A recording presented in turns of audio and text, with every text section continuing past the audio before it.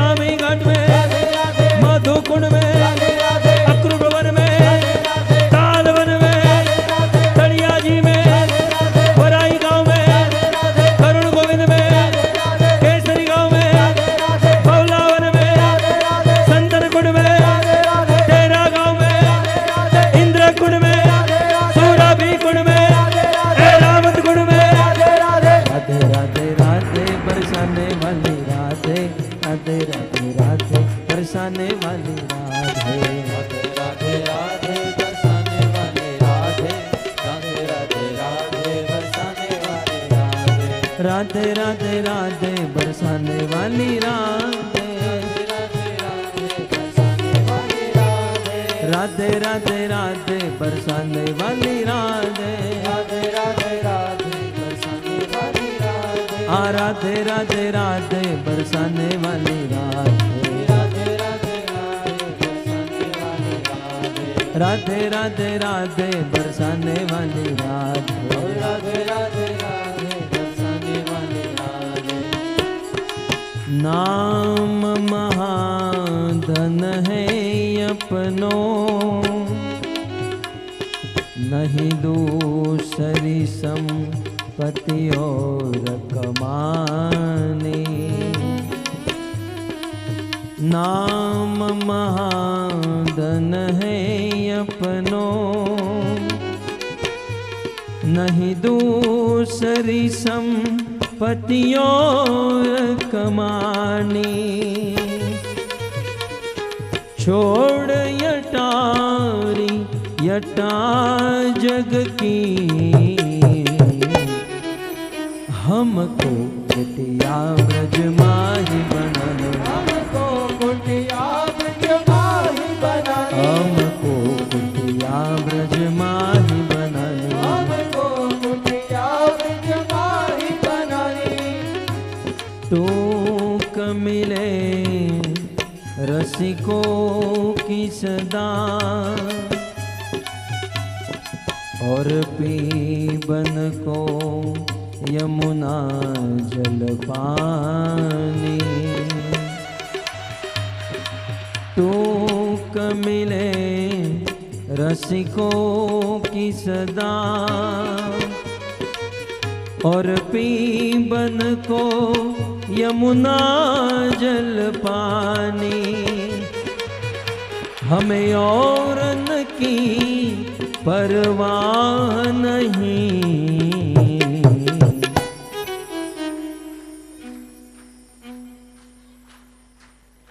अपने ठकुराने शिराधिकाराने, अपनी ठकुरानी शिराधिकारानी, अपने ठकुराने शिराधिकाराने, अपनी ठकुरानी शिराधिकारानी, अपने ठकुराने शिराधिकाराने। अपनी ठकुरानी शिराधिकारानी। हो राधा दामोदर, राधा दामोदर, राधा दामोदर राधे, जय श्री श्री राधा दामोदर, राधा दामोदर, राधा दामोदर, राधा दामोदर राधे,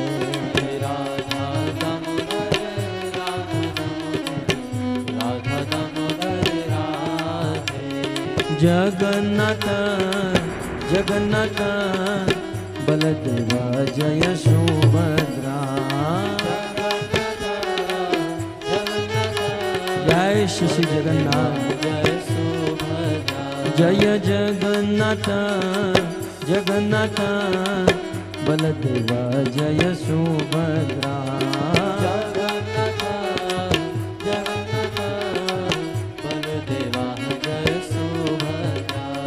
रघुपति राघव राजा राम, पतित पावन सीताराम, रघुपति राघव राजा राम, पतित पावन सीताराम। रघुपति राघव राजा राम, पतित पावन सीताराम, रघुपति राघव राजा राम, पतित पावन सीताराम। राजा राम पतित पावन सीताराम, राजा राम, पतित पावन सीताराम। राजा राम पतित पावन सीताराम, राजा राम, पतित पावन सीताराम। बोलो रघुपति राघव राजा राम, पतित पावन सीताराम, रघुपति राघव राजा राम,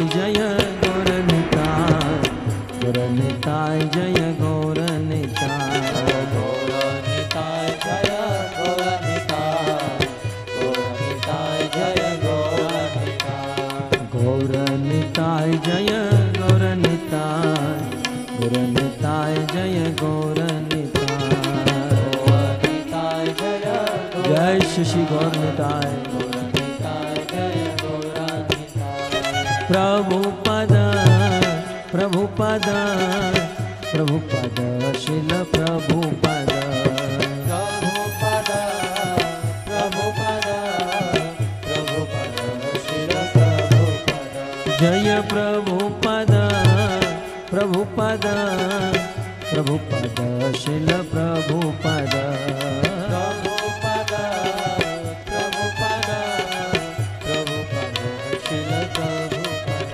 जय जय प्रभुपाद प्रभुपाद प्रभुपाद प्रभुपाद, जय प्रभुपाद जय शिल प्रभुपाद, प्रभुपाद प्रभुपाद, निताय गौर हरि बोल हरि बोल हरि बोल हरि बोल, निताय गौर हरि बोल हरि बोल हरि बोल हरि बोल, युग धर्म हरिनाम संकीर्तन की, ग्रंथराज श्रीमद् भागवतम महापुराण की, श्रील प्रभुपाद की, निताय गौर प्रेमानंद।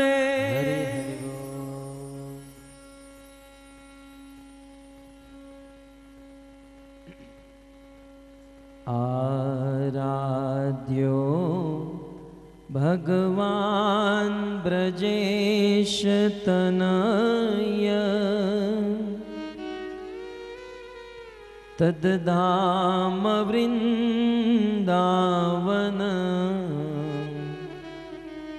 रम्या काचिदुपासना ब्रजबधू, वर्गेर्णया कल्पिता, श्रीमद्भागवतं प्रमाणममलम्, प्रेमापुमर्तो महान्, श्रीचैतन्यमहाप्रभु मतमिदम्, तत्रादरो नः पर, श्रीचैतन्यमहाप्रभु मतमिदम्, तत्रादरो नः पर, वंशी विभूषितकरा, नवनीरदाभा,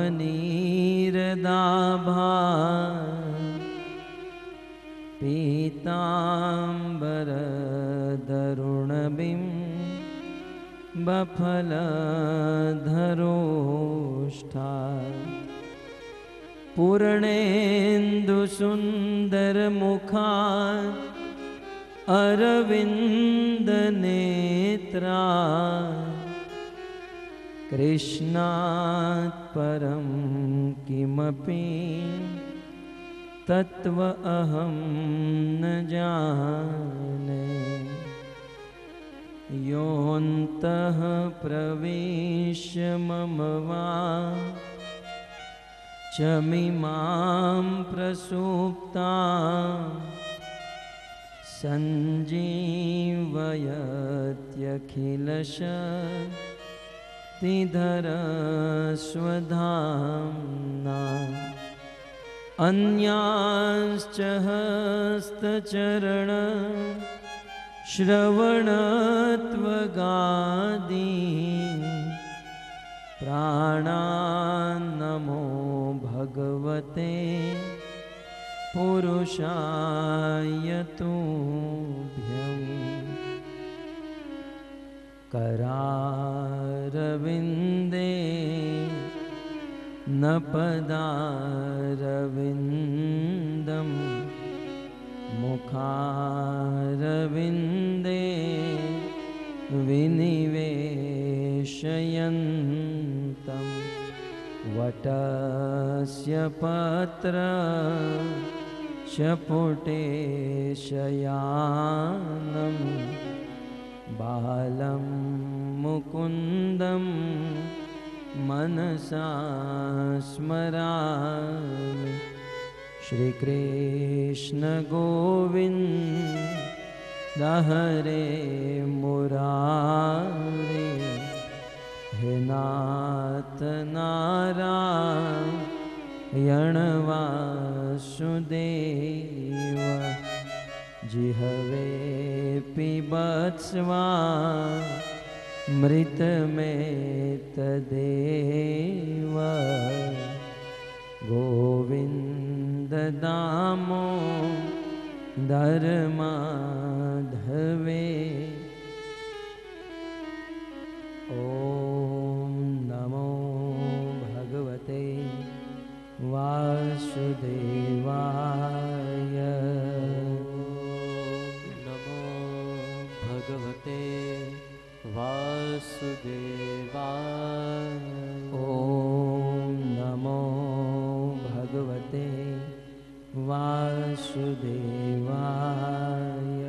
ओम नमो भगवते वासुदेवाय। ओम नमो भगवते वासुदेवाय।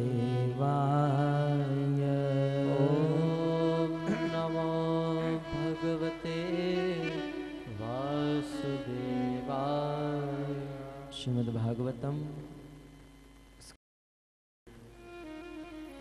इसमें देख सकते हैं आप।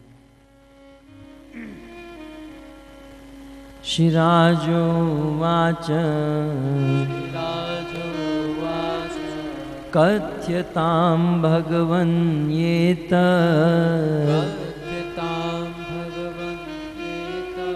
तयो शापस्य कारणम्। यद्विगर्हितं कर्म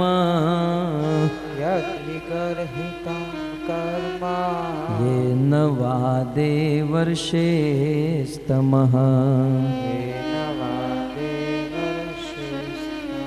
श्रीराजोवाच कथ्यतां भगवन् येत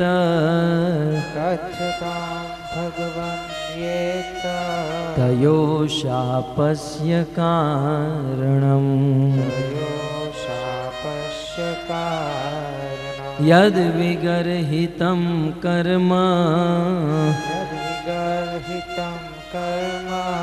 येन वा देवर्षेस्तमः। श्रीशुक उवाच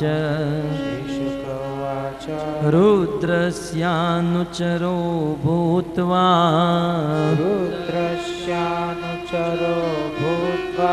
सुदृप्तो धनदात्मजो कैलासोपवने रम्ये मन्दाकिन्यां मदोत्कटो वारुणीं मदिरां पीत्वा मदाघूर्णीतलोचनो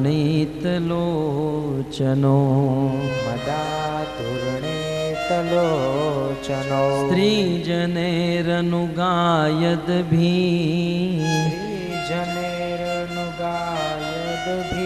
चेरतुः पुष्पिते वने। अन्तः प्रविश्य गङ्गायाम् अम्भोजवनराजिनी चिक्रीडन्ती चित्क्रीडतुर्युवतिभिः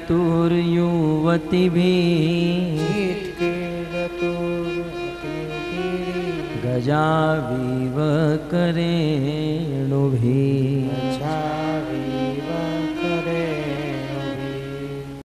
जय श्री राधा रमण जय जय नवल किशोर जय गोपी चित चोर प्रभु जय जय माखन चोर। श्री कृष्णचंद्र भगवान की, श्रील प्रभुपाद की। हरे कृष्णा कृष्णा कृष्णा कृष्णा हरे हरे, हरे राम राम राम हरे हरे।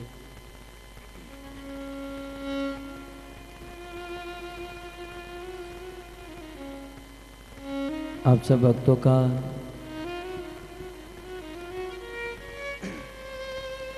अंतर्राष्ट्रीय कृष्ण भावनामृत संघ की ओर से प्रस्थापित श्रीमद् भागवत कथा के 6ठ दिवस में हार्दिक स्वागत करते हैं। भगवान श्री कृष्ण की दिव्य लीला हम सब श्रवण कर रहे हैं। श्री सूत गोस्वामी कहते हैं, जन्म गुह्यम भगवतो,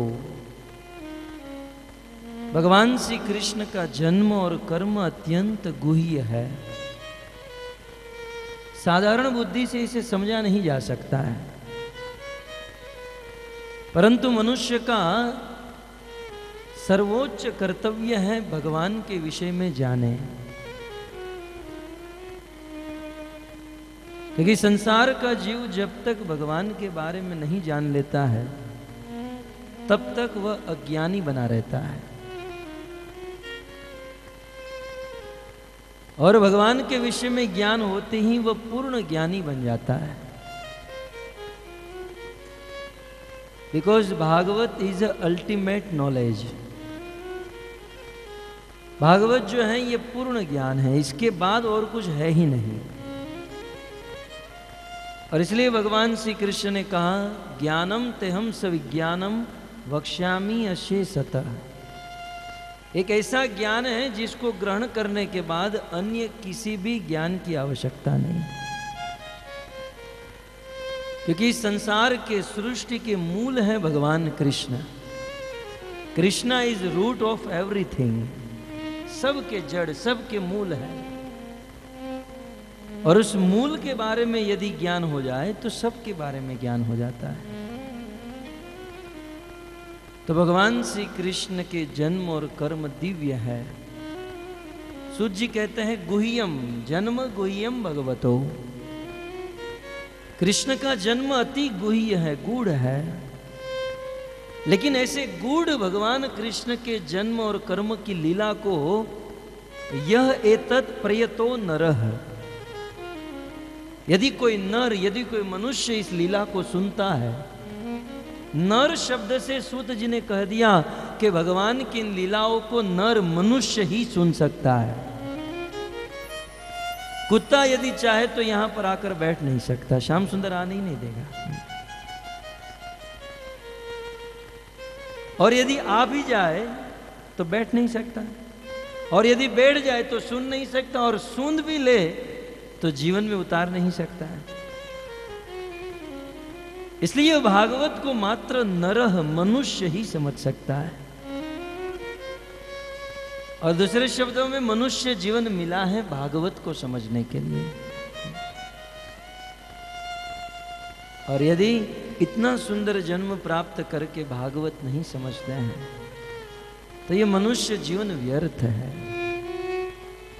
भगवान श्री रामचंद्र अवधवासियों को उपदेश देते हुए कहते हैं, बड़े भाग मानुष तन पावा, सुर दुर्लभ मुनि संत रुगावा। यह मनुष्य जीवन अत्यंत दुर्लभ है। ऐसा दुर्लभ मनुष्य जीवन आज हम सबको सुलभ हो गया है। सुर दुर्लभ, बड़े बड़े देवताओं को भी यह मनुष्य जीवन दुर्लभ है। स्वर्ग में रहने वाले देवता भी भगवान से प्रार्थना करते हैं, प्रभु प्रभु कब आप हमें मनुष्य बनाएंगे और कब आप हमें भारत भूमि में जन्म देंगे, जिस भारत भूमि में जन्म लेकर हम आपका भजन कर सके। सुर दुर्लभ, ये मनुष्य जीवन देवताओं को भी दुर्लभ, और बड़े बड़े संत महात्माओं ने भी कहा और शास्त्र में भी लिखा है। क्या है मनुष्य जीवन में, मनुष्य जीवन की क्या विशेषता है? कहते हैं साधन धाम मोक्ष कर द्वारा, पाई न जही लोक पर लोक सवारा। ये मनुष्य जीवन साधन का धाम है। इस मनुष्य जीवन में हम साधना कर सकते हैं, भक्ति कर सकते हैं, और इतना ही नहीं, मोक्ष कर द्वारा, ये मनुष्य जीवन मुक्ति का द्वार है। भगवान श्री रामचंद्र कहते हैं मनुष्य जीवन प्राप्त करके यदि भगवत प्राप्ति नहीं हुई, वैकुंठ की प्राप्ति नहीं हुई, तो वह तो वैसा ही है कि आप मुक्ति के द्वार से वापस लौट गए हैं। मनुष्य जीवन मुक्ति का द्वार है, साधन भजन करके उस द्वार से प्रवेश होना है। लेकिन द्वार तक पहुंच जाने के बाद भी जो लोग भजन साधन नहीं करते हैं, मुक्ति को प्राप्त नहीं करते हैं, वह तो मुक्ति के द्वार से वापस लौटते हैं। 3-4 महीने पहले हमारी कथा थी दुबई में।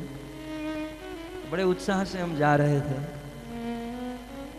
एंट्री हो गई, बोर्डिंग पास भी मिल गया, लेकिन जब फ्लाइट में चढ़ने गए तो वहां से मुझे वापस लौटा दिया, क्योंकि उस समय मुझे आंख आई थी। आंख जानते ना, आंख आना। तो बोले हमारे कंट्री में आप ये आंख लेकर जा रहे हो, सबको दूषित कर दोगे। मैंने बहुत निवेदन किया, मैंने कहा आपके हेड से मिलाओ, एयरपोर्ट हेड, यहाँ वहाँ सब जगह पर गया, क्योंकि वहाँ भागवत कथा का आयोजन हो चुका था, दूसरे दिन से कथा शुरू होने वाली थी। तो किसी भी कीमत पर मुझे नहीं जाने दिया। बोले आपकी आंख ठीक हो जाएगी, डॉक्टर सर्टिफिकेट देंगे तब आपको जाने देंगे। तो निराश होकर मुझे वापस लौटना पड़ा। और जानते हैं, सत्य कहता हूँ, घर वालों को पता नहीं है। अब घर पर टाटा बाय बाय करके तो निकल गया था, सब लोग छोड़ने भी आए थे, और 3-4 घंटे के बाद वापस लौटा तो बोले क्यों वापस आए? मैंने कहा फ्लाइट कैंसिल हो गई इसलिए आना पड़ा। बोले दूसरे दिन तो जाना है? बोले दूसरे दिन नहीं, 3 दिन के बाद जाएंगे। लेकिन सत्य ये है कि वापस रिजेक्ट कर दिया था। लेकिन मुझे उस दिन एहसास हुआ कि केवल दुबई जाने में फ्लाइट से वापस लौटा दिया तो कितना दुख हुआ, मुक्ति के द्वार से जब वापस लौटना होगा तो कितना दुख होगा, है? तो ये मनुष्य जीवन मुक्ति का द्वार है,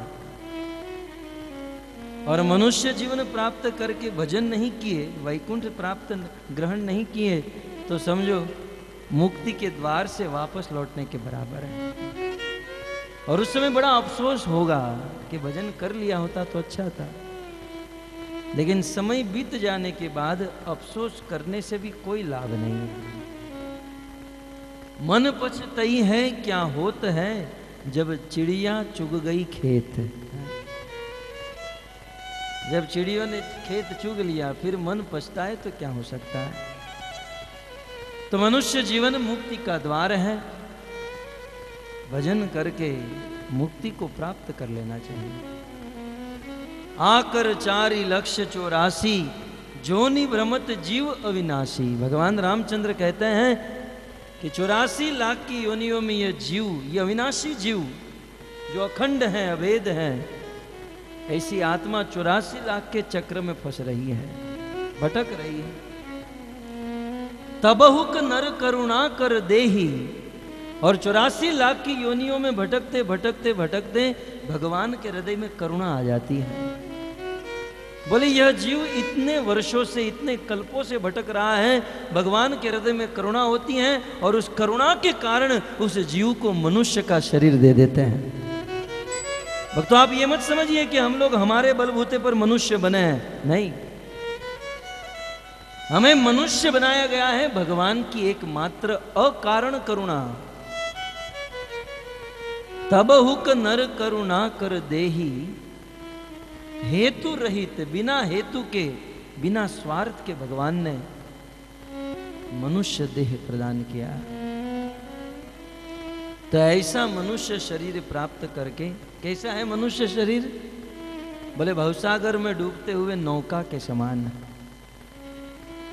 ये संसार जो है समुद्र के समान है। जैसे समुद्र में जल होता है, वैसे इस जगत में दुख ही दुख भरे हुए हैं। और इस दुख रूपी संसार में हम लोग गोता खा रहे हैं, हम लोग डूब रहे हैं। तो डूबते हुए, समुद्र में डूबते हुए यदि किसी को अचानक नौका मिल जाए, तब कितने बड़े सौभाग्य की बात है। ठीक उसी प्रकार 84 लाख की योनियों में इस भवसागर में डूबते डूबते मनुष्य जीवन रूपी नौका हमें प्राप्त हो गई। ये मनुष्य जीवन भवसागर को पार करने के लिए नौका के समान है। बुद्धिमान व्यक्ति इस नौका में सवार हो जाता है, लेकिन भवसागर में डूबते हुए नौका मिल जाना ही श्रेष्ठ बात नहीं है, क्योंकि उस नौका में हम बैठ भी गए तो कहाँ जाना है, चारों ओर पानी पानी है, राइट लेना है लेफ्ट लेना है, हम नहीं जानते हैं। भवसागर में डूबते हुए मनुष्य जीवन मिल तो गया, लेकिन इस मनुष्य जीवन का निर्देशन करने के लिए, इस भवसागर को पार कराने के लिए सर्वप्रथम कर्णधार रूपी, उस नाविक रूपी हमें गुरु को धारण करना चाहिए। जैसे बिना नाविक के नौका पार नहीं लग सकती है, वैसे बिना गुरु के यह जीवन भवसागर पार नहीं लग सकता है। तो सर्वप्रथम गुरु ग्रहण करे, शुद्ध गुरु की शरण में जाए और उनके मुख से भगवत कथा श्रवण करे। कई बार कुछ लोग गुरु के पास जाते हैं, लेकिन कुछ अन्य उद्देश्य से जाते हैं। गुरु के पास जब हम जाते हैं तो एकमात्र उद्देश्य होना चाहिए कि इनके मुख से उपदेश सुने जाए, क्योंकि गुरु अपनी वाणी से ही अपने शिष्य को सपोर्ट करता है। गुरु मुख पद्म वाक्य चिते ते करीह ऐक्य, नरोत्तम दास ठाकुर प्रेम भक्ति चंद्रिका में लिखे हैं, और इस्कॉन में रोज सुबह गुरु पूजा में गाया जाता है। गुरु के मुख से निकले हुए वाक्य ही संसार के जीव के हृदय को शुद्ध करते हैं। इसलिए गुरु के मुख से भगवत कथा श्रवण करें। श्रीपाद श्रीधर स्वामी ने भावार्थ दीपिका में, भागवत जी की टीका में लिखा है, इस संसार में सबसे श्रेष्ठ कार्य है किसी एक छत के नीचे बैठकर ज्ञान ग्रहण करना। उससे भी बड़ा काम है कृष्ण के विषय में ज्ञान ग्रहण करना, और उससे भी बड़ा काम है भागवत के द्वारा भगवान कृष्ण के विषय में श्रवण करना। उससे भी बड़ा सौभाग्य है किसी वैष्णव के मुख से, भक्त के मुख से भागवत का श्रवण करना। और वे अंत में लिखते हैं कि बोले उससे भी बड़ा कार्य, जिससे बड़ा कार्य इस दुनिया में और कोई नहीं है, वह है किसी शुद्ध भक्त के मुख से भगवान कृष्ण की कथा सुनना। श्रीपाद श्रीधर स्वामी लिखे हैं कि यदि कोई शुद्ध कृष्ण का प्रेमी भक्त भागवत सुनाने के लिए बैठा हो, तो जीवन के सारे कार्य को छोड़कर उस समय भागवत सुनना वही सबसे श्रेष्ठ धर्म है, सबसे श्रेष्ठ कार्य है। अपने सारे कार्य को छोड़कर भागवत सुनना, भगवत कथा सुनना, यही श्रेष्ठ कार्य। और भागवत के प्रारंभ में ही ऋषि मुनियों ने अपने आचरण से सिखाया। यज्ञ कर रहे थे, सत्रम स्वर्गाय लोकाय सहस्त्रम सममासत, 1000 वर्ष तक यज्ञ का अनुष्ठान लेकर बैठे थे कि हम यज्ञ करेंगे। लेकिन जैसे ही सूत गोस्वामी आए, ऋषि मुनियों ने अपना यज्ञ बंद कर दिया और सूत जी के मुख से भागवत कथा श्रवण की। भागवत सुनने के लिए ऋषि मुनियों ने अपना यज्ञ बंद कर दिया। यद्यपि यज्ञ करना ये ऋषि मुनियों का स्वाभाविक कर्म है, ऋषि मुनियों का धर्म है। शम दम तप शोच शांति ऊर्ज्व एवच ज्ञान विज्ञान आस्तिक्यम ब्रह्म कर्म स्वभावजम। ऋषि मुनियों की अग्नि सदैव जलती रहनी चाहिए, लेकिन ऋषि मुनियों ने अपना निज धर्म, निज कर्तव्य छोड़ दिया इस भागवत को सुनने के लिए। तो भक्तों, जीवन के सारे कार्य छोड़कर भी इस भागवत को सुन लेना चाहिए। न जाने फिर अवसर मिले या न मिले, समय रहे या न रहे, क्योंकि जितने देर तक हम भागवत सुनते हैं वही हमारे जीवन का वास्तविक समय है।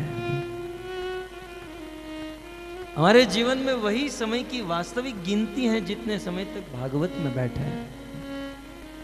और भक्तों, भागवत में यहां तक लिखा गया कि जितने देर तक भागवत में बैठे हो ना, उतनी घड़ी ये काल अपने जीवन से छोड़ देती है। अर्थात भागवत सुनने वाले की उम्र बढ़ जाती है। जब सूत जी ने कहा, है ऋषि मुनियों, आप कितने दिन भागवत कथा सुनना चाहते हो? बोले महाराज 1000 वर्ष तक। सूत जी ने कहा, पागल हो गए, ये कलयुग चल रहा है और 100 साल में तो सब टपक जाओगे। किसको सुनाऊंगा भागवत, हवा को? बोले नहीं महाराज, चिंता करने की आवश्यकता नहीं है। इस कथा को सुनने के लिए हमने साक्षात यमराज को बुला कर रखा है। देखो बाजू में बैठे हैं। और जब तक ये कथा चलेगी तब तक यमराज के दरबार में भी ताला लगा हुआ है। सत्य बात है। मान लो हमारे जीवन की आयु 90-100 साल की है, लेकिन जितने समय तक भागवत आपने सुना वह गिनती आपके उम्र में नहीं होगी, वो एक्स्ट्रा उम्र है। इसलिए मार्कंडेय ऋषि की तरह यदि ज्यादा जीना चाहते हैं ना, तब भी भागवत सुनना चाहिए। हमारे गुरु महाराज के लिए भविष्यवाणी की गई थी, मात्र ये 16 साल तक जिएंगे, जब वो छोटे थे। परंतु भागवत का आश्रय लिया, भागवत पढ़ते रहे, आज 75 साल हो गए हैं, जिनका जीवन ही भागवत है। जन्म गुह्यम भगवतो य एतत् प्रयतो नरह। मैं नरह शब्द के ऊपर भगवान श्री रामचंद्र के पास चला गया था। आइए वापस आ जाते हैं। कहते मनुष्य जीवन प्राप्त करके भगवान की इन, कृष्ण की इन गूढ़ लीला को यदि कोई सुनता है, सायं प्रातः गृणन भक्त्या, यदि कोई शाम को या प्रातः या सुबह को गृणन, इस भागवत को यदि कोई सुनता है या गुनगुनाता है, तो दुख ग्रामात विमुच्यते। फल क्या मिलता है? दुख ग्रामात। हमारे जीवन में जितने दुख है, और ग्रामात माने एक वचन नहीं, बहुवचन। हमारे जीवन में एक दुख थोड़ी ना है, बहुत सारे होलसेल में दुख है। तो कहते हैं दुख ग्रामात भागवत सायं प्रातम गृणन भक्तिया। शाम को और प्रातः को यदि कोई भागवत सुनता है तो दुख राशियों से, बहुत सारे दुखों से विमुच्यते, वह मुक्त हो जाता है। अर्थात वे दुख उनके जीवन में पुनः कभी नहीं आते हैं। तो श्रीमद् भागवत समस्त दुखों से मुक्त कराने वाला ग्रंथ है और भगवान के चरणों में प्रेम उत्पन्न कराने वाला ग्रंथ। भक्त, ये भागवत प्रेम शास्त्र है। आइए कृष्ण कथा को आगे बढ़ाए और कृष्ण कथा के साथ साथ कृष्ण के प्रति हमारे प्रेम को भी आगे बढ़ाए। गत सत्र में आप सबने श्रवण किया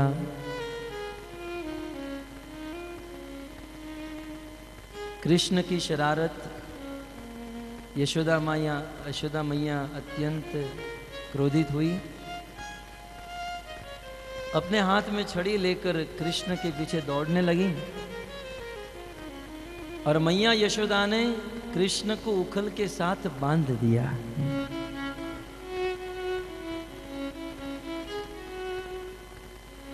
सुखदेव गोस्वामी वर्णन करते हैं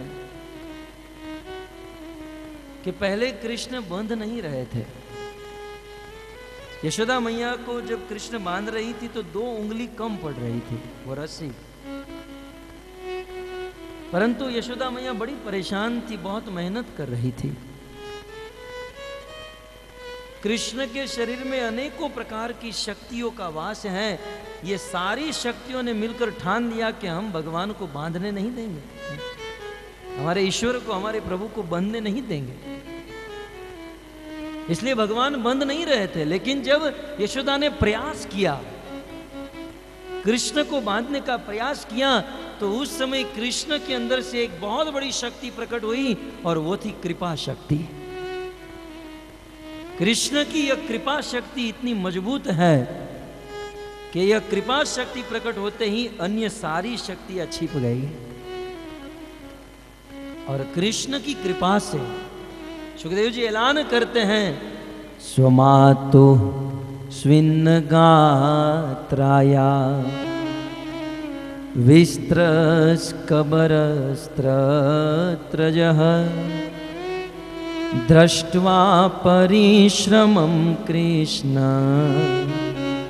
दृष्ट्वा परिश्रमं कृष्ण कृपा आसीत् स्वबन्धने, कृपा आसीत् स्वबन्धने। कृपा आसीत्, भगवान के अंदर कृपा शक्ति उत्पन्न हो गई और वह कृपा शक्ति के कारण यशोदा के ऊपर कृपा हुई। बोले यशोदा के ऊपर कृपा कैसे हुई, यशोदा ने कृष्ण को कैसे बांध लिया? 3 कारण इस श्लोक में बताते हैं। यशोदा कृष्ण को उस बंधन में बांध दी रस्सी के साथ। दुनिया की कोई ताकत भगवान को बांध नहीं सकती भक्तों। आज तक इस दुनिया में कृष्ण को कोई नहीं बांध पाया। दुर्योधन बांधने चला था ना, दुर्योधन कृष्ण को बांधने चला, आदेश दे दिया अपने सैनिकों को कि इस ग्वाले को कृष्ण को बांध दो। भगवान ने अपना विराट स्वरूप दिखाया, दुर्योधन तू कहां से बांधेगा? अरे बांधा तो उसे जाता है जिसका आदि और अंत होता है, यहां तो ना आदि है ना अंत है, न शुरुआत है न पूर्णता है। तू कहां से बांधना शुरू करेगा? दुनिया की कोई ताकत भगवान कृष्ण को बांध नहीं सकती है। लेकिन आज मैया यशोदा ने कृष्ण को बांधा है।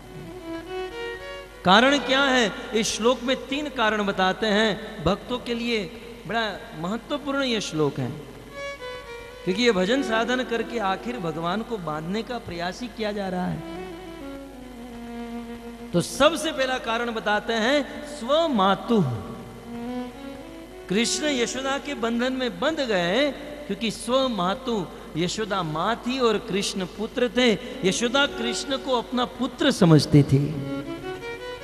अर्थात हम भगवान को अपने बंधन में, प्रेम रूपी बंधन में तब बांध पाएंगे जब हमारा भगवान के साथ संबंध होगा, जैसे यशोदा का कृष्ण के साथ। इसलिए शब्द इस्तेमाल किया गया स्वमातु। अपनी माता समझते थे कृष्ण उनको। तो भगवान के साथ संबंध होना चाहिए। केवल पत्थर समझकर भगवान को नहीं पूजना चाहिए, संबंध। भक्तों, जैसे कृष्ण की बाल लीला है, वैसे भगवान श्री रामचंद्र की भी बहुत सुंदर बाल लीलाएं हैं। इस प्रसंग में, क्योंकि हम राम मंदिर में बैठे हैं और रामनवमी निकट आ रही है, तो भगवान श्री रामचंद्र की भी एक छोटी सी बाल्य लीला गोस्वामी तुलसीदास जी 2 चौपाई में बताते हैं। अद्भुत। एक बार भगवान श्री रामचंद्र 2-3 साल के थे, अपने बच्चों के साथ खेल रहे थे और उस समय महाराज दशरथ अपनी राजसभा को समाप्त करके घर पर आए। उनको बहुत भूख लगी थी। तुरंत घर पर आए और कौशल्या को कहा, कौशल्या मेरे लिए भोजन थाली तैयार करो। तब कौशल्या ने कहा कि राम को खिलाए बिना हम कैसे खा सकते हैं? आप जाओ, राम खेल रहा है, उसे लेकर आओ, फिर हम खाएंगे।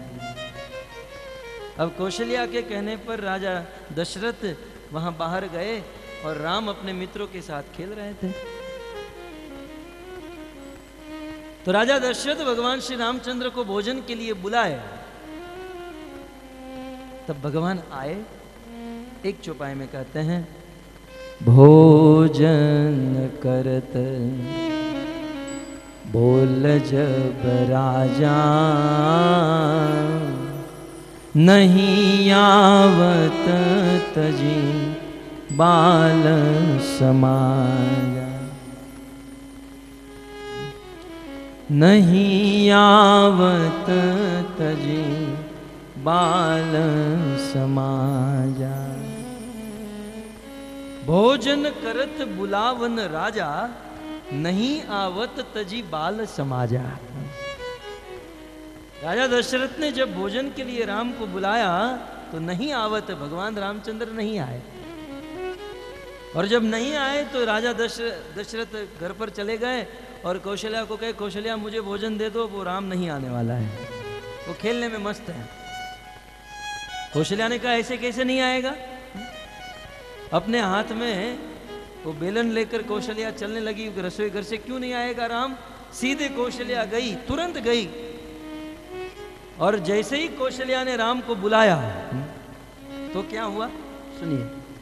कौशल्या जब बुलावन जाई, कौशल्या जब बुलावन जाई, ठुमक ठुमक प्रभु चलहि पराई, ठुमक ठुमक प्रभु चलहि पराई। कौशल्या जब बुलावन जाही, ठुमक ठुमक प्रभु चलहि पराई। कौशल्या ने कहा बेटा राम चलो भोजन तैयार है। भगवान ठुमक ठुमक करते आ गए। अब बहुत बड़ा प्रश्न खड़ा हो गया कि केवल 2 मिनट का ही अंतर था। दशरथ जी ने बुलाया तो राम नहीं आए, कौशल्या ने बुलाया राम तुरंत आ गए। आखिर हम सब लोग ये भजन भक्ति के द्वारा भगवान को बुला ही तो रहे हैं, लेकिन कुछ लोग के बुलाने पर आते हैं, कुछ लोग के बुलाने पर नहीं आते हैं। अब क्यों आते हैं और क्यों नहीं आते हैं, इसका कारण क्या है। इन चौपाई के ऊपर यदि विशेष दृष्टि और बुद्धि लगाई जाए तो आप समझ सकते हैं। दशरथ जी के बुलाने पर भगवान श्री रामचंद्र नहीं आए, उसका कारण एक, भोजन करत बुलावत राजा। जब दशरथ जी राम को बुला रहे थे तब उनके मन में राजा पने का भाव था। राजसभा से आए थे तो अपने आप को राजा का अभिमान था कि मैं राजा हूं। राजा का परिवेश भी था, राजा के वस्त्र भी पहने थे, तो अपने आप को राजा समझकर भगवान को बुला रहे थे, इसलिए भगवान नहीं आए। ठीक उसी प्रकार इस संसार में यदि कोई व्यक्ति ये सोचे कि मैं डॉक्टर हूं, भगवान को आना ही पड़ेगा, मैं वकील हूं आना ही पड़ेगा, इंजीनियर हूं आना ही पड़ेगा, अपने अपने अभिमान से यदि भगवान को बुलाते हैं, भगवान कभी नहीं आएंगे। एक दूसरा कारण, कौशल्या के बुलाने पर भगवान आ गए। क्यों? क्योंकि कौशल्या मां बनकर भगवान को बुलाने गई थी, संबंध था ना भगवान। और दशरथ जी के बुलाने पर भगवान नहीं आए, कारण 2, क्योंकि दशरथ जी जब भगवान श्री रामचंद्र को बुलाने गए तब भूख उनको लगी थी, लेकिन अब कह दिया कि जाओ बुला कर आओ, तो धीरे धीरे गए, क्योंकि राजा के परिवेश थे। तो राजा जानते हो ना राजा कैसे चलते हैं, अरे छोड़ो ना, दूल्हे राजा जानते हो ना। वैसे रोड पर चलना है तो तेज गति से, लेकिन जिस दिन शादी होती है और दूल्हे राजा बनते कैसे, धीरे धीरे स्लो मोशन में चलते हैं, धीरे धीरे, तेज गति से नहीं चलते हैं। तो राजा का ये स्वभाव होता है, गंभीरता से चलते हैं। तो राजा दशरथ गंभीरता से गए राम को बुलाने के लिए, राम नहीं आए। और कौशल्या ने कहा राम क्यों नहीं आएगा, दौड़ कर गई। जब दौड़ कर गई राम को बुलाया तो तुरंत आ गए। दूसरा सिद्धांत दिया भगवान ने इस लीला से कि यदि मुझे बुलाना है तो बड़ी स्फूर्ति से मुझे बुलाने के लिए पूर्ण प्रयास करना होगा। ऐसे मरे हुए की तरह रोज सुबह उठेंगे, मरे हुए की तरह माला जपेंगे, हैं, मरते मरते गाएंगे, कीर्तन करेंगे, भगवान प्रसन्न नहीं होंगे। स्फूर्ति होनी चाहिए भगवान का भजन करने के लिए। तीसरा कारण, राजा दशरथ राम को बुलाने गए, लेकिन बुलाने का भाव क्या था कि ये आएगा तो मुझे भोजन मिलेगा। ऐसे कोई आंतरिक भाव नहीं था, लेकिन खुद को खाना था, इसलिए राम को बुला रहे थे। तो दुनिया में कुछ लोग ऐसे हैं, खुद को सुखी होना है, खुद को भोजन करना है, लेकिन बिल भगवान के नाम का बनाते हैं। भगवान के लिए भगवान को जब बुलाया जाता है, भगवान की प्रसन्नता के लिए जब भगवान की सेवा की जाती है, तब भगवान प्रसन्न होते हैं और अपने भक्त को दर्शन देते हैं। तो इस प्रकार आचार्यों ने एक तात्विक कारण भी दिया। दशरथ के बुलाने पर राम नहीं आए क्योंकि दशरथ पुरुष है और ज्ञान वैराग्य को, पुरुष लिंग है, ज्ञान कैसा है वैराग्य कैसा है, तो कहते हैं मात्र ज्ञान और वैराग्य से भगवान नहीं मिलेंगे। भगवान को प्राप्त करने के लिए भक्ति से बुलाओगे तब भगवान प्राप्त होंगे, प्रेम से बुलाएंगे तब भगवान की प्राप्ति होगी।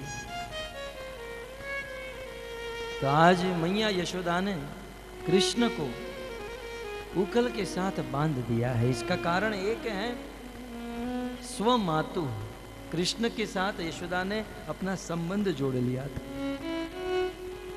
दूसरा कारण परिश्रमम दृष्टवा, भगवान ने यशोदा के परिश्रम को देखा। कल आपने इस विषय में बहुत कुछ सुना कि भगवान की प्राप्ति के लिए परिश्रम करना चाहिए। तो परिश्रमम दृष्टवा, परिश्रम देखा। और तीसरा कारण, इतना परिश्रम, यशोदा के बाल खुल गए, फूल गिर गए, उनके देह और वस्त्र का कोई भान ज्ञान नहीं रहा। अर्थात जब व्यक्ति आत्म तत्व में स्थित हो जाता है तब भगवान को प्राप्त कर सकता है। दैहिक बुद्धि रखने वाला व्यक्ति कभी भगवान को प्राप्त नहीं कर सकता।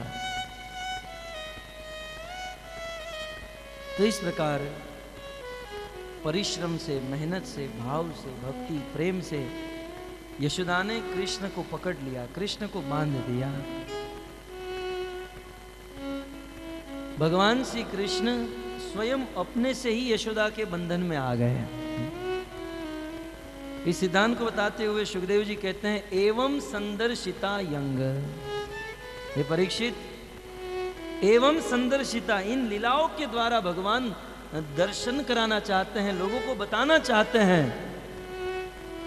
इस दामोदर लीला के द्वारा भगवान ने एक सिद्धांत दे दिया मानव समुदाय को। क्या सिद्धांत दिया? हरिणाम भृत्य वत्सला। ये हरि जो है, भृत्य अपने भक्तों के वश में हो जाते हैं। हरि भगवान कृष्ण अपने भक्तों के नौकर बन जाते हैं। भृत्य वश्यता, भगवान को उनके भक्त अपने वश में कर लेते हैं। एवं संदर्शिता, इस चीज को दिखाने के लिए भगवान ने यह लीला की। स्ववशेन अपि कृष्ण, कृष्ण स्वतंत्र है, किसी भी प्रकार के बंधन में नहीं है, लेकिन स्वतंत्र होने पर भी। और इतना ही नहीं, यस्येदम सैश्वरम वशे, जो इस संसार के सभी देवी देवताओं को और बड़े बड़े ईश्वर को भी जो अपने वश में रखते हैं, ऐसे भगवान श्री कृष्ण मैया यशोदा के वश में हो गए। क्यों? ये बताने के लिए कि मैं मेरे भक्त के वश में हो जाता हूँ, मैं मेरे भक्त का दास बन जाता हूँ। इसी बात को बताने के लिए भगवान यह दिव्य लीला को प्रस्तुत किए। भगवान ने यशोदा मैया को जो आनंद दिया, ऐसा आनंद आज तक किसी को नहीं दिया। कहते हैं, नेमम विरंचो न भवो न श्री अपि अंग संश्रया। ब्रह्मा जी को भगवान ने उतना आनंद नहीं दिया, यद्यपि ब्रह्मा भगवान का बेटा है, भगवान की नाभि से प्रकट हुआ है। ब्रह्मा को उतना आनंद नहीं दिया। भव माने शिव जी को उतना आनंद नहीं दिया। शिव जी भगवान के स्वरूप हैं, भाई हैं। और श्री अपि अंग संश्रया, 24 घंटे अंग का, चरण का सेवा करने वाली लक्ष्मी को भगवान ने उतना सुख नहीं दिया। ब्रह्मा भगवान का पुत्र है, शिवजी भगवान के स्वरूप है और लक्ष्मी भगवान की पत्नी है। ये अपने निजी लोगों को भगवान ने उतना सुख नहीं दिया जितना सुख देवी यशोदा को दे दिया। प्रसाद ले भी रे गोपी यत प्राप विमुक्ति दात। यशोदा ने भगवान की जो कृपा प्राप्त की आज तक कोई नहीं कर पाया। क्यों? क्या था यशोदा में? क्योंकि यशोदा कृष्ण को अपना पुत्र मानती थी। कृष्ण के साथ यशोदा का एक बहुत सुंदर माधुर्य संबंध था और इसी के कारण यशोदा ने कृष्ण को बांध लिया। गोस्वामी जी कहते हैं, जिन बांध्यो सुर असुर नाग मुनि प्रबल कर्म की डोरी। जिस भगवान ने इस संसार के समस्त जीव को अपने कर्म की रस्सी से बांध कर रखा है। संसार में सब लोग बंधे हैं और बांधने वाले भगवान कृष्ण हैं। जिन बांध्यो सुर असुर नाग मुनि प्रबल कर्म की डोरी, सोई अविच्छन्न ब्रह्म जसुमती, हठी बांध्यो सकन न छोरी। ऐसे भगवान श्री कृष्ण को यशोदा ने बांध दिया। नायम सुखापो भगवान देही नाम गोपिका सुत, ज्ञानी नाम चात्म भूतानाम यथा भक्ति मता मिहर। इस संसार में बड़े बड़े ज्ञानियों को, तपस्वियों को, यज्ञ करने वालों को जो सुख नहीं मिलता है, वह सुख भगवान की भक्ति करने वालों को मिलता है। और वह सुख भगवान ने यशोदा मैया को प्रदान किया, क्योंकि यशोदा ने कृष्ण से प्रेम किया था, कृष्ण की भक्ति की थी, उनके साथ संबंध जोड़कर रखा था। तो भक्तों, इस प्रकार भगवान श्री कृष्ण की यह दिव्य लीला, जिसमें भगवान को बांध दिया गया है। सुखदेव जी कहते हैं, कृष्ण को बांधकर यशोदा ने सभी दासियों का कहा चलो अपना अपना काम करो। कृष्ण को उस कमरे में रखकर सभी दासियां चली गई, यशोदा भी उस कमरे को बंद करके चली गई और कृष्ण को इस स्थिति में छोड़कर चले गए सब लोग। कृष्ण रोने लगे। सूरदास जी अपने पद में वर्णन करते हैं, कृष्ण को बांध दिया गया है, यह खबर पूरे गोकुल में फैल गई। और इस दिन बलराम जी घर पर नहीं थे। बलराम और रोहिणी कहीं भोजन ग्रहण करने के लिए बाहर गए थे। बलराम जी के कान में यह बात गई कि कृष्ण को किसी ने बांध दिया है। बलराम जी अनंत शेष के अवतार, कृष्ण को बांध दिया है, बड़े क्रोधित हो गए। अब कृष्ण को बांध दिया ये पता चली, लेकिन किसने बांधा है ये पता नहीं लगा। लेकिन कृष्ण को बांधा है पता चलते ही बलराम जी परम क्रोधित हुए और दौड़ते दौड़ते आए। किसने बांधा है मेरे भाई को? जिस किसी ने भी मेरे भाई को बांधा है, आज उसकी पत्नी विधवा हो जाएगी, आज उसके बच्चे अनाथ हो जाएंगे। जिस किसी ने मेरे भाई को बांधा है, आज उसे मैं मौत के घाट उतार दूंगा। क्योंकि वो जानते नहीं कि मेरा भाई कृष्ण संकर्षण का भाई है, अनंत शेष का भाई। तो बलराम जी बड़े क्रोधित होकर आए और घर पर जब पहुंचे तब पता चला कि अन्य किसी ने नहीं, माता ने बांधा है। बलराम जी की सारी हवा निकल गई। बहुत कुछ चढ़ा करके आए थे कि मार दूंगा, काट दूंगा, ये करूंगा, वो करूंगा, लेकिन आए पता चला कि मैया ने बांधा है। जैसे कोई आदमी हॉस्पिटलाइज होता है और उसकी खबर लेने के लिए जाते हैं, वैसे बलराम जी कृष्ण की खबर लेने गए। क्या हालत है। बलराम जी जैसे ही उस कमरे में आए, बड़े भाई को देखकर कृष्ण जोर जोर से रोने लगे, भैया भैया करते हुए। बलराम ने डांटा कि मैंने कहा था तो चोरी मत करना, तू बार बार चोरी करता रहा, अब सजा भोग तो। कृष्ण ने कहा भैया अब आज से चोरी नहीं करूंगा, मुझे छुड़ा दो यहां से। बलराम जी ने कहा कैसे छुड़ाऊं? दुनिया के किसी भी आदमी ने बांधा होता तो अभी छुड़ा देता, लेकिन क्या करूं, कृष्ण मैया ने बांधा है, कैसे छुड़ाऊं? बोले भैया एक बार छुड़ाओ। बोले ठीक है ट्राई करता हूं, छोड़ दे तो अच्छा है। बलराम जी गए मैया यशोदा के पास। दाऊ भैया थे, मुंबई के भाई लोग की तरह गए, बिल्कुल भाई की भाषा में बात किए। मैया के पास गए, सीधा कहे मैया अब छोड़ दो इनको। मैया तो सीधी खड़ी है। मैया सुनाई नहीं दे रहा है? मैं कहता हूं इनको छोड़ दो। क्यों छोड़ू? मैया ने पूछा, क्यों छोड़ू? सूरदास जी इस पद को लिखते हैं, बोले मैया तू जानती नहीं है ये कौन है?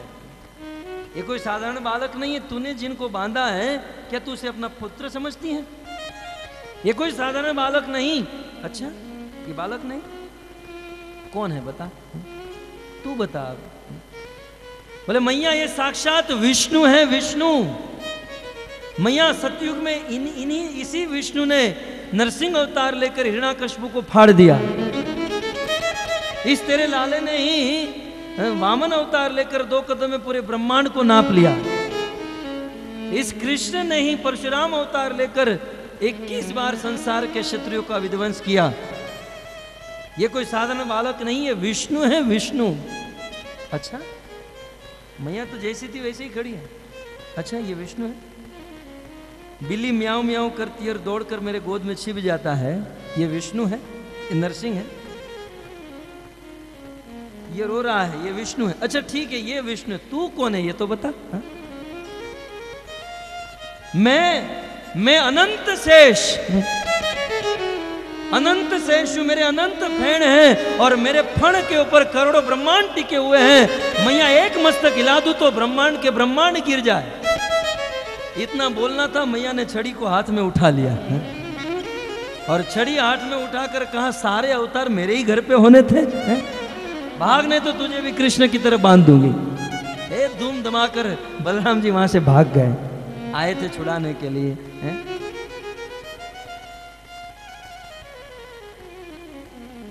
भक्तों, साधारण रस्सी के बंधन में यदि बांधा होता ना तो एक बार कृष्ण को छुड़ा भी जा सकता था, लेकिन ये रस्सी के बंधन में नहीं, ये यशोदा के प्रेम के बंधन में बंधे हुए हैं। प्रेम के बंधन में बंधे। तो ये भगवान की अद्भुत लीला है, जिस लीला में भक्त ने भगवान को बांध दिया है। और इस लीला को सत्यव्रत मुनि ने बहुत सुंदर दामोदर अष्टकम में वर्णित किया है। तो आपने गत सत्र में सत्यव्रत मुनि के लिखे गए दामोदर स्तोत्र के 3 श्लोक को गाया, उनकी व्याख्या हुई। भक्तों, 3 श्लोक को गाते ही भगवान कृष्ण सत्यव्रत मुनि के सामने प्रकट हो गए। दामोदर लीला का गान करते ही भगवान प्रकट हो गए, क्योंकि यह लीला भगवान को भी बहुत पसंद। भगवान प्रकट हो गए और सत्यव्रत मुनि को कहने लगे कि आप मेरी दामोदर लीला गा रहे हो, आज मैं आप पर प्रसन्न हूं, जो चाहिए वो मांग लो। आप लोग भी 2 दिन से तो सुन ही रहे हो दामोदर लीला। कल तीसरा दिन यदि सुनोगे ना तो भगवान आपके सामने भी आ जाएंगे। तो सत्यव्रत मुनि के सामने भगवान आ गए और कहने लगे मांगो मांगो, जो चाहिए वो मांगो। तब सत्यव्रत मुनि कहते हैं, वरम देव मोक्षम न मोक्षावधिम न चान्य वृणे हम वरेशादपीह। वरम देव मोक्षम न मोक्षावधिम न चान्य वृणे हम वरेशादपीह। वरम देव मोक्षम न मोक्षावधिम न चान्यं वृणेऽहं वरेशादपीह। वरम देव मोक्षम न मोक्षावधिम न चान्यं वृणेऽहं वरेशादपीह। इदं तेव पुरनाथ गोपाल बालम् इदं तेव पुरनाथ गोपाल बालम्। इदं तेव पुरनाथ गोपाल बालम्। इदं तेव पुरनाथ गोपाल बालम्। सदा मे मनस्या विरास्तां किमन्ये। सदा मे मनस्या विरास्तां किमन्ये। सदा मे मनस्या विरास्तां किमन्ये। सदा मे मनस्या विरास्तां किमन्ये। वरम देव मोक्षम न मोक्षाम वधिम मां। जब भगवान ने कहा सत्यव्रत मांगो, जो चाहिए वो मांगो, तो उस समय सत्यव्रत ऋषि ने कहा कि प्रभु आप तो वरदान देने में सर्वश्रेष्ठ हो। आज मैं आपसे जो कुछ भी मांगू आप मुझे दे दोगे, लेकिन सत्य कहूं तो मुझे आपसे कुछ नहीं चाहिए। मुझे इस संसार का भोग नहीं चाहिए, मुझे मोक्ष भी नहीं चाहिए, और मोक्षाम अवधिम, मोक्ष की जो सीमा है वो वैकुंठ भी नहीं चाहिए। यह है भक्तों का भाव है। भगवान कपिल देव ने कहा ना, सायुज्य सालों के सामीप्य दीयमानम न गृणंति। भगवान अपने भक्तों को मुक्ति तक देने के लिए तैयार हो जाते हैं, लेकिन भक्त वह मुक्ति भी ठुकरा देते हैं। सत्यव्रत जी कहते हैं मुझे कुछ नहीं चाहिए, मुझे मोक्ष मुक्ति भी नहीं चाहिए। भगवान ने कहा कुछ तो मांगो, सत्यव्रत कुछ तो मांगो। जब बार बार कहा तब सत्यव्रत जी एक चीज मांगते हैं, प्रभु यदि आपको देना ही है तो इदम, इदम माने उंगली बताकर कहते हैं ये जो ये जो आपका वपु, वपु माने शरीर, ये जो आपका रूप है ना प्रभु, आप उखल के साथ बंधे हुए हो और रो रहे हो। इदम ते वपुर नाथ गोपाल बालम, ये बाल गोपाल, ये दामोदर का रूप सदा में मनस्य विरास्ताम किमन्ये, ये आपका बाल गोपाल स्वरूप सदा सदा के लिए मेरे मन में टिका रहे, ऐसा आशीर्वाद दे दीजिए। और कुछ नहीं, बस ये बाल गोपाल मेरे मन में रहे, आपकी ये छवि मेरे मन में बसी रहे, इसके अलावा मैं और कुछ नहीं चाहता हूं प्रभु। अंत में एक शब्द कह दिया, किम अन्य, और इस स्वरूप को मन में टिकाए रखना, इस चीज को छोड़कर दुनिया की कुछ भी वस्तु मिल जाए तो उसे क्या लाभ होगा? कितना हो धन संपत्ति मिल जाए क्या लाभ होगा भगवान की लीला और इन स्वरूप को छोड़कर? वास्तविक धन तो भगवान की लीला है। भक्तों, इस 10वें अध्याय में आगे चलकर एक बहुत सुंदर लीला आती है। गोकुल में एक बार एक फल बेचने वाली आई, फल ले लो करते हुए, और कृष्ण को फल बहुत पसंद है। पत्रम पुष्पम फलम तोयम। कृष्ण ने सुंदर फल को देखा, अपने घर पर गए, यशोदा को कहा मैया फल चाहिए, थोड़े अनाज के दाने दे दो। मुट्ठी भरकर अनाज लेकर कृष्ण उस फल खरीदने के लिए गए। एक तो छोटी सी मुट्ठी, उसमें भी अनाज गिरते जा रहे थे, जब तक पहुंचे 2-5 दाने बचे होंगे, और कहा कि ये दाना रखो, मुझे फल दो। लेकिन फल वाली कृष्ण की सुंदरता के ऊपर इतनी मोहित हो गई, फल वाली ने कहा कि बेटा कृष्ण कितने फल चाहिए? जितना चाहिए उतना रख लो। कृष्ण अपना हाथ और सब कुछ भरने लगे, सारी टोकरी खाली हो गई। यदि आज का कोई होता तो कहता बोनी का समय है, आज ही कह रहा था।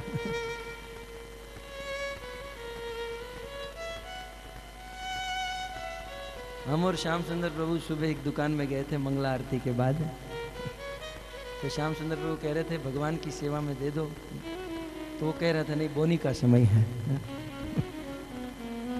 तो आज साक्षात भगवान मांग रहे हैं, तो उस फल वाली ने सारे फल दे दिए और खाली टोकरी लेकर सुबह सुबह घर से निकली थी बेचने के लिए, शाम को जाना था, लेकिन अब टोकरी खाली हो गई तो घर पे जाने के लिए निकल पड़ी। जैसे वह फल वाली अपने घर जाने के लिए यमुना पार करते हुए जब यमुना तट आया और फल की टोकरी को नीचे उतारा, तो उसने देखा कि उस वो टोकरी हीरे मोती और जवाहरात से भर चुकी है, कीमती रत्नों से वह टोकरी भर चुकी है। यदि हम में से कोई होता तो बहुत प्रसन्न होता, भगवान ने हमारी सेवा का फल दे दिया। लेकिन भक्तों, भागवत का यह सिद्धांत, भागवत की यह कथा है, उस समय फल वाली के हृदय में बड़ा कष्ट हुआ। वो तो जोर जोर से रोने लगी बस कृष्ण आपने ये थोड़ा सा धन, थोड़ी सी संपत्ति देकर मुझे ठुकरा दिया। कृष्ण, ये संपत्ति के लिए मैंने आपको फल नहीं दिए थे। कृष्ण, ये धन संपत्ति के लिए मैंने आपकी सेवा नहीं की थी। कृष्ण, मैंने आपसे प्रेम किया है और प्रेम के बदले प्रेम चाहिए, पैसा नहीं चाहिए है? आज तो लोग भगवान का भजन भक्ति करते हैं, प्रेम करते हैं भगवान से, और भक्ति के बदले पैसा चाहते हैं। ये तो घाटे का धंधा है, ये लॉस का धंधा है। इतना बड़ा प्रेम, इतना भजन करके यदि कोई पैसा मांगे तो ये तो बहुत बहुत लॉस है आपकी भक्ति का और जीवन का। भगवान जी ने कहा कि मैंने आपसे प्रेम किया है, प्रेम के बदले प्रेम